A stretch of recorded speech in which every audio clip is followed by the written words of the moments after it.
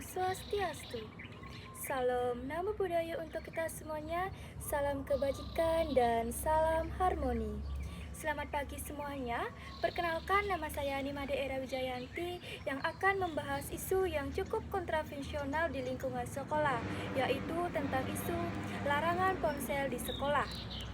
Pada bagian pertama, yaitu ada isu organansiannya, di mana isi utamanya adalah penggunaan media sosial pada saat perkuliahan yang membantu di mana proses pembelajaran atau justru menganggap konsentrasi mahasiswa menurun.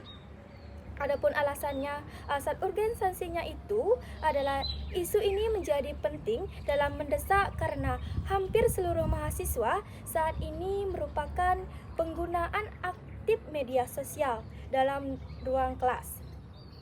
Dimanapun juga, ponsel ini selalu berada di tangan mahasiswa.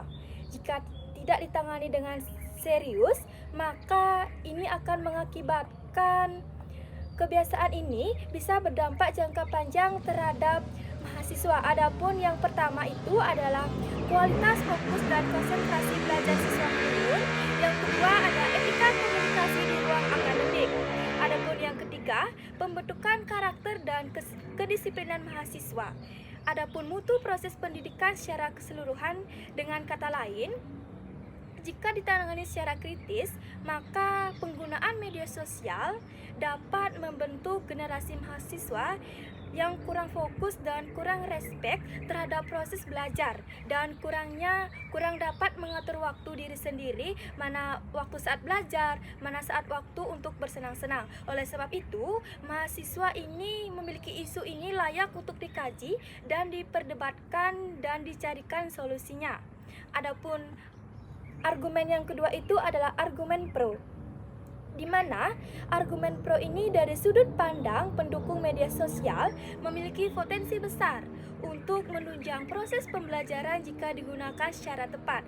Adapun antara lain, yang pertama itu adalah media sosial mempercepat akses informasi mahasiswa dengan cara mencari istilah yang tidak dipahami atau teori pendukung yang mereka tidak mengerti. Untuk tambahannya, yang memperjelas materi yang akan disampaikan oleh dosen. Adapun yang berikutnya adalah menunjang diskusi dan kolaborasi, di mana setiap mahasiswa memiliki grup WhatsApp, Telegram, dan platform diskusi lainnya yang memudahkan mahasiswa untuk berdiskusi dengan teman lainnya atau untuk bertanya dan berbagi informasi serta atau bahkan saat perkuliahan berlangsung atau setelahnya.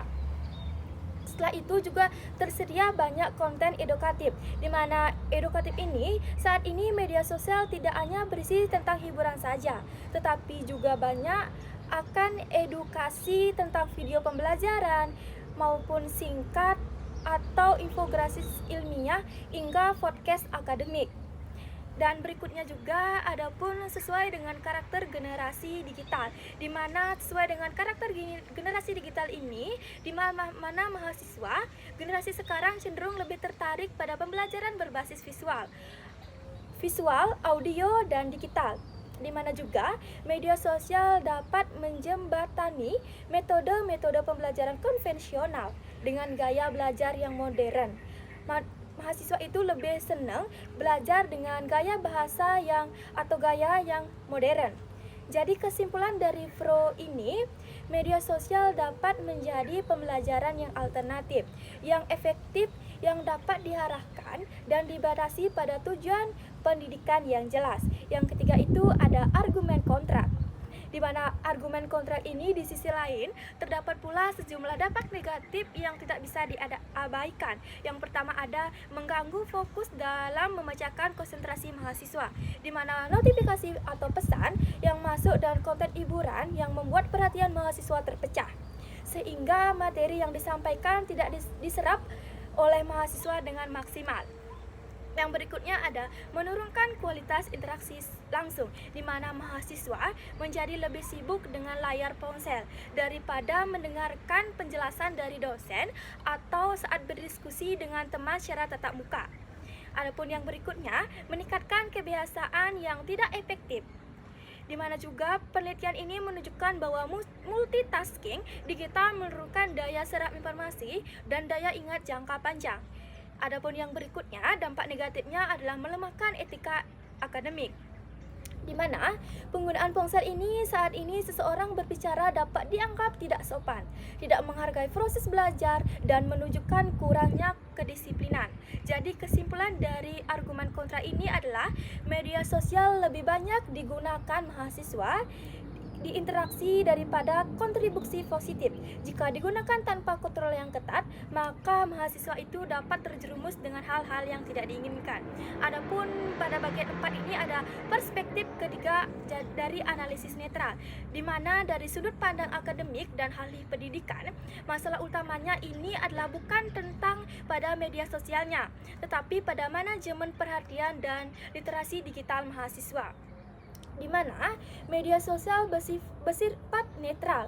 Yang menentukan dampaknya adalah cara penggunaan. Menentukan dampaknya adalah cara penggunaan dari perspektif praktis pendidikan antara dosen atau guru dengan media sosial dapat menjadi alat pembelajaran inovatif asalkan berada dalam kendali pengajar dan menjadi bagian dari metode pembelajaran, bukan sebagai aktivitas bebas tanpa batas.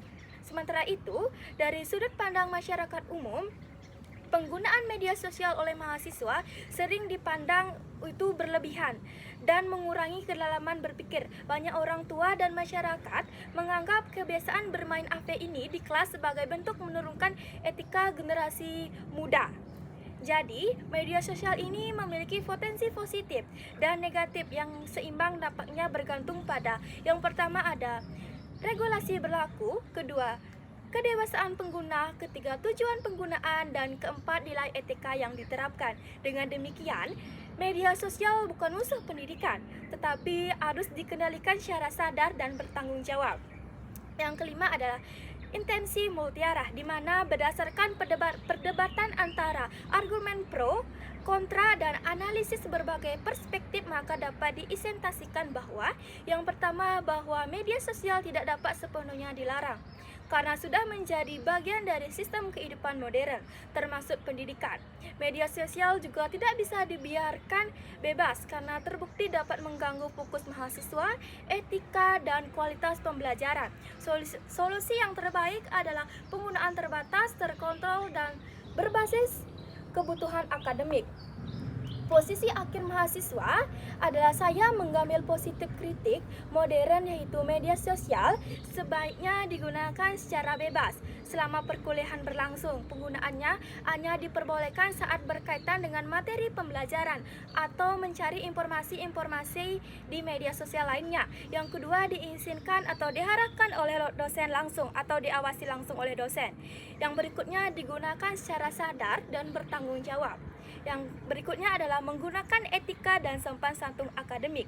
Jika tidak memenuhi syarat tersebut, maka penggunaan media sosial lebih banyak mahasiswa mendapatkan kerugian daripada manfaatnya. Itu saja yang bisa saya sampaikan pada penjelasan materi dari ini. Apabila ada kesalahan kata yang disengaja maupun yang tidak disengaja, saya mohon maaf. Sekian dan terima kasih. Saya tutup dengan Paramasanti. Om Santi Santi Santi Om, dan salam harmoni.